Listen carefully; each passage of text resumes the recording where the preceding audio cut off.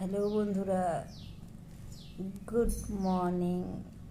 আমার সকল বন্ধুদের বৃহস্পতিবারের বড় সড়ো গুড মর্নিং। এখন গুড মর্নিং নয়, এখন বাজে হচ্ছে 12টা।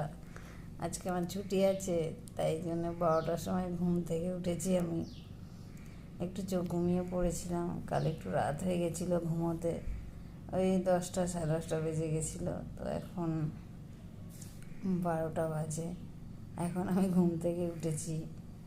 তো চলো, তোমাদেরকে 12টার গুড মর্নিং জানালাম, তোমরা কিছু মনে করো না।